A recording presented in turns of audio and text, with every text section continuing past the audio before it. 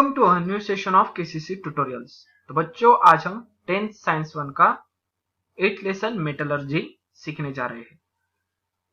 तो video start करने से पहले आपको एक रिक्वेस्ट है, अगर हमारी वीडियोस आपको अच्छी लग रही हो, इनका आपको कुछ फायदा हो रहा हो, तो इन्हें ज्यादा से ज्यादा लाइक, शेयर एंड कमेंट करते जाइए।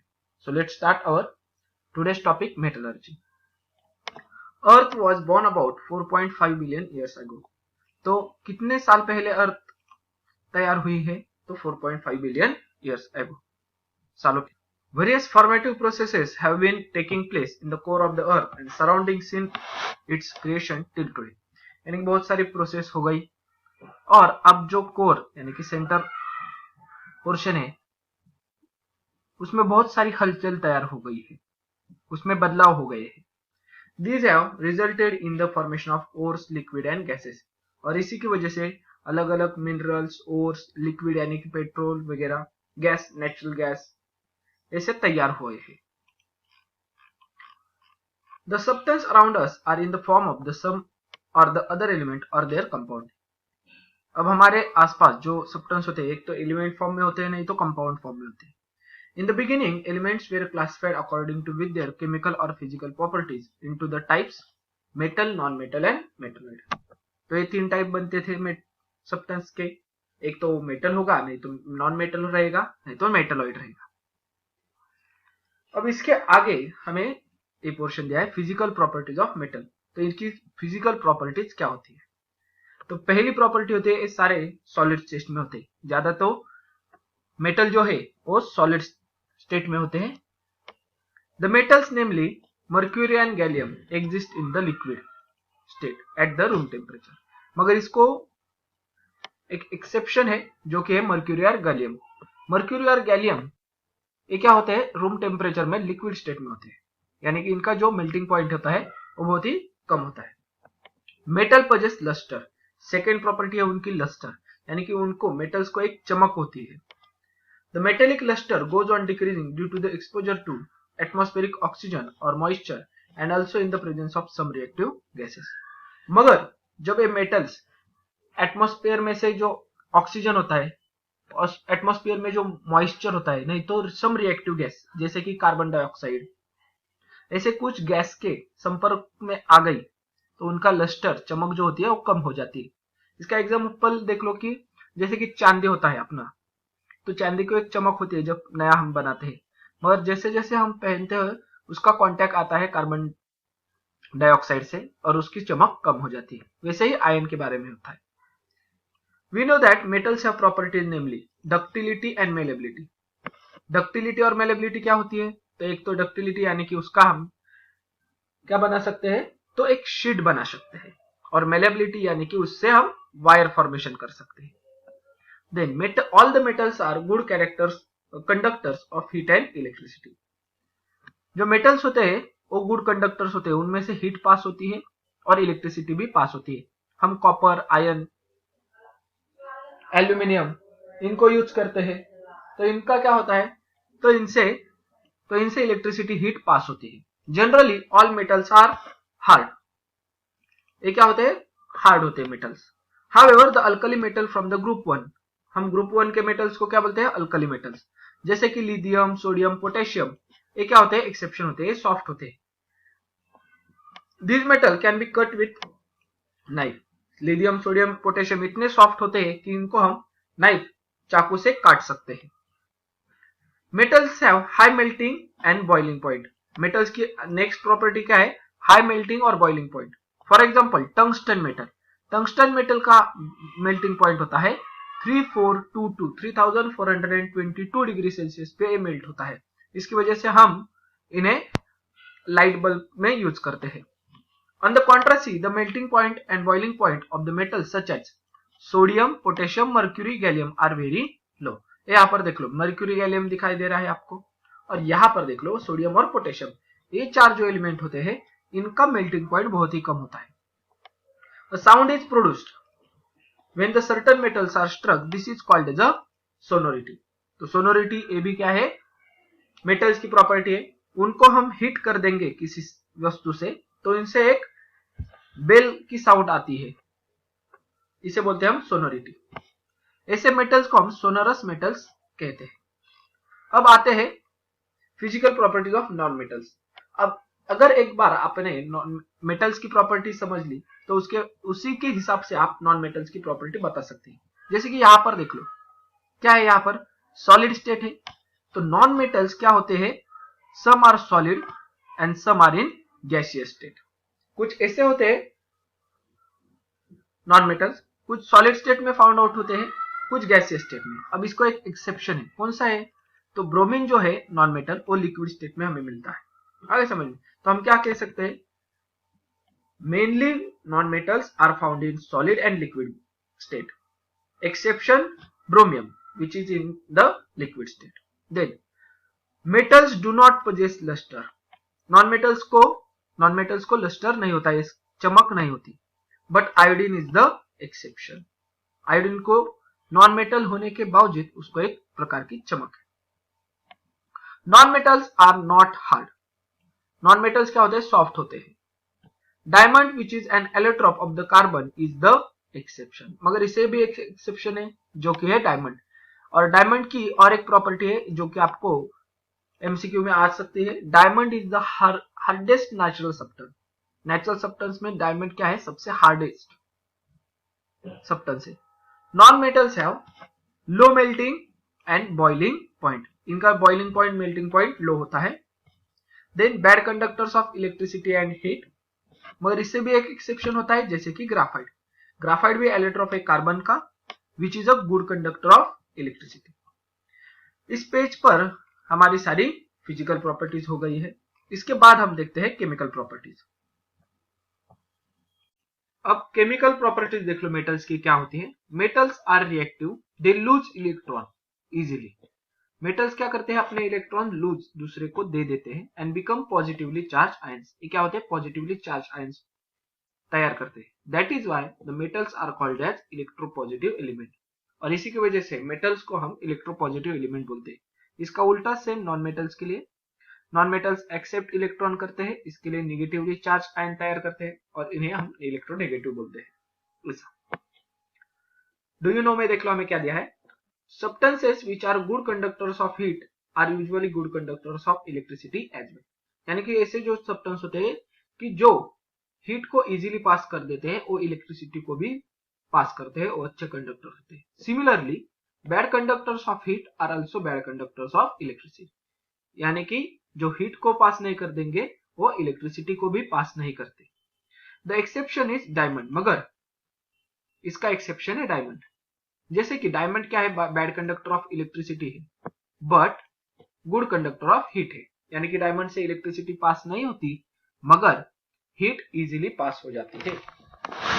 देन हमें नेक्स्ट टॉपिक दिया है ट्राइजिन। अब ट्राइजिन में हमें देख लो क्या दिया है, पेयर ऑफ टोंग्स और स्पैचुला। टोंग्स की पेयर नहीं तो स्पैचुला ले लो, एक नाइफ ले लो और बर्नर, बेंसन बर्नर हम लेते हैं।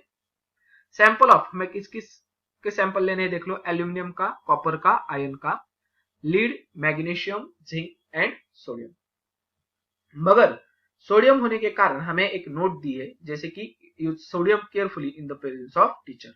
हमें एक्सपेरिमेंट करते हुए वक्त टीचर की मदद लेनी होगी। Procedure, hold the sample of each of the above metals at the top of the flame of burner.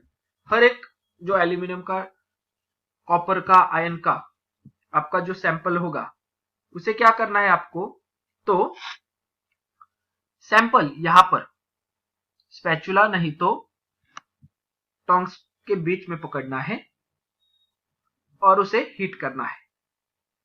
Which metal catches fire रीडीली, तो सबसे पहले इजीली कौन सा मेटल फायर कैच करता है जिसे इजीली आग लग सकती है, तो उसका आंसर होता है sodium.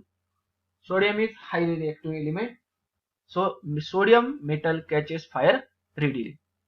How does the surface of metal appear on catching fire, तो जलने के बाद उसका सरफेस कैसे दिखाई देता है, तो इसका आंसर लिख दो, द सरफेस ऑफ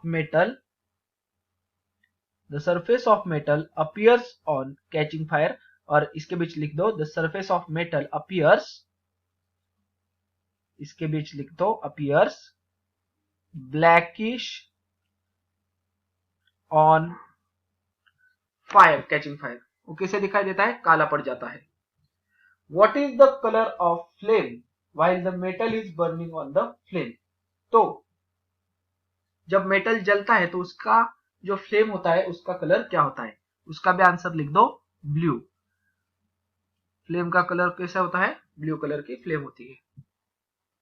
अब आते हैं नेक्स्ट, रिएक्शन ऑफ मेटल्स। अब मेटल्स रिएक्शन कैसे करते हैं, तो पहली रिएक्शन है मेटल्स विथ ऑक्सीजन। देख लो, metals combine oxygen on heating in air. Metal और ऑक्सीजन की रिएक्शन कब हो जाती है, जब हम मेटल को एयर में हीट करते हैं, तो उसकी वजह से मेटल ऑक्साइड तैयार हो जाता है। तो सिंपली आप यहां पर ऊपर लिख दो metal plus oxygen gives out metal oxide, ये सिंपली लिख दो शॉर्ट नोट में। Sodium and potassium are very reactive metal. Sodium metal combines with oxygen in the air even at the room temperature and forms sodium oxide। तो room temperature हम जैसे बोल रहे हैं यहाँ पर हीट करना है, तो सोडियम को हीट करने की भी जरूरत नहीं होती। जो रूम टेम्परेचर होता है उसी टेम्परेचर पर सोडियम की ऑक्सीजन के साथ रिएक्शन हो जाती है अपने आप, क्योंकि उसको रूम टेम्परेचर पर वो रिएक्शन करता है और सोडियम ऑक्साइड तैयार करता है। अब इसकी रिएक्शन देख लो, 4Na plus O2 gives out twice Na2O, that is sodium oxide। On exposure to air, sodium readily catches fire। यानी कि जब हम इसे सोडियम को हवा में एक्सपोज कर देते हैं, हवा में रख देते हैं, तो ये अपने आप इजीली फायर कैच कर देता है, उसे हम हीट करने की जरूरत नहीं होती। देयरफॉर टू प्रिवेंट एक्सीडेंट, यानी कि अपने आप आग लगने वाली है उसको, सोडियम को, सो ए एक्सीडेंट प्रिवेंट करने के लिए in the lab all elsewhere it is kept under the kerosene. इसलिए सोडियम को हम क्या करते हैं, लैब में रहने दो, नहीं तो कहां पर भी जो सोडियम होता है उसे केरोसिन के नीचे रखते हैं। Oxides of some metals are soluble in water, they react to water to form alkali. और कुछ ऑक्साइड्स जो तैयार होते हैं मेटल्स के, वो वाटर के साथ सॉल्युबल होते हैं, यानी कि वाटर के साथ घुल मिल जाते हैं, उनसे हम अल्कली फॉर्म करते हैं। अब देख लो यहां पर जो मैंने ब्लू किया, येलो हाईलाइट किया है, वो आपको गिव रीजन में आता है कि सोडियम को केरोसिन के नीचे क्यों रखा जाता है, उसका आंसर आपको लगना है। देन अल्कली फॉर्म कैसे होती है, इसकी रिएक्शन देख लो, Na2O, यहां पर देख लो, यहां पर क्या बना था, सोडियम ऑक्साइड। अगर सोडियम ऑक्साइड को यानी कि मेटल ऑक्साइड को हम वाटर के साथ रिएक्शन कर दे तो क्या बन जाएगा, अल्कली बन जाएगा, that is twice NaOH, sodium hydroxide. We know that magnesium oxide is formed on burning magnesium ribbon in the air। अब अगर आप magnesium that is twice Mg plus O2 उसको हिट करेंगे तो उसकी रिएक्शन हो जाएगी ऑक्सीजन के साथ, और उससे twice MgO that is magnesium oxide तैयार हो जाएगा। मैग्नीशियम ऑक्साइड, अब ऑक्साइड की रिएक्शन हम वाटर के साथ कर देंगे, यहां पर जैसे किया था, metal plus oxygen metal oxide plus water alkali. वैसे metal plus oxygen metal oxide लेंगे, उसको वाटर के साथ मिला देंगे तो अल्कली तैयार होती है, जिसका नाम होता है मैग्नीशियम हाइड्रोक्साइड। आ गए समझ में? तो देख लो, मैग्नीशियम ऑक्सीजन के साथ रिएक्शन हो गई थी, मैग्नीशियम ऑक्साइड बन जाएगा, उसकी वाटर के साथ रिएक्शन हो जाएगी तो मैग्नीशियम हाइड्रोक्साइड तैयार हो जाएगा। सेकेंड देख लो, मेटल प्लस वाटर, मेटल्स की वाटर के साथ कैसे रिएक्शन होती है। एपरेटस हमें सिर्फ लगने वाला है beaker. Sample of various metal, जैसे कि हमने ऊपर लिया था, देख लो क्या लिए थे कि एल्यूमिनियम, कॉपर, आयरन वगैरह, ऐसे अलग अलग मेटल्स के सैंपल्स हमें लेने होंगे। इंपॉर्टेंट नोट दिए मगर हमें, sodium metal should not be taken, sodium हमें नहीं लेना, क्योंकि सोडियम की जो रिएक्शन होती है वाटर के साथ वो एक्सोथर्मिक, यानी कि इससे बहुत ही ज्यादा मात्रा में हीट बाहर पड़ती है, तो इससे सोडियम को नहीं लेना हमें। Drop a piece of each metal in the separate beaker filled with cold water, cold water ले लो, 2-3 बीकर्स ले लो, उसमें कोल्ड वाटर भर दो, और एक एक मेटल का पीस, आयरन का पीस बीकर ए में रख दिया, ऐसे 2-4 आप लोगे। अब इसका आयरन इसमें डाल दिया, एल्यूमिनियम इसमें, कॉपर इसमें, जिंक इसमें, A B C D ऐसे बीकर्स में। Which metal floats on air, तो पहले हम देखते हैं कि which metal reacts with water, वो रह गया। तो कौन कौन से ऐसे मेटल्स होते हैं जो वाटर के ऊपर फ्लोट होते हैं? तो यहां पर नाम लिख दो आप, सोडियम, पोटेशियम एंड कैल्शियम। क्या लिखना है हमें? Sodium, potassium and calcium. Second है, रिएक्शन का लिख दिया, which metal floats on oil water, water के ऊपर कौन सा मेटल फ्लोट होता है? तो उसका आंसर है कैल्शियम। कौन सा मेटल? कैल्शियम वाटर के ऊपर फ्लोट होता है। और क्यों? तो इसका रीजन लिख दो, because hydrogen gas release in the reaction of calcium and water. Water और कैल्शियम के दरमियान जब रिएक्शन हो जाती है तो क्या होता है? कैल्शियम ऑक्साइड तैयार होता है और हाइड्रोजन गैस जो होता है वो लिबरेट हो जाता है, बाहर निकल जाता है, और वो collects on the surface of metal in the form of bubbles. और वो मेटल्स के सरफेस पर सारे कलेक्ट हो जाते हैं in the form of bubbles. जो हाइड्रोजन गैस होता है वो बबल्स के फॉर्म में बाहर आ जाएगा और वो मेटल के सरफेस के ऊपर कलेक्ट हो जाता है। तो सेकेंड पेज भी हो गया हमारा।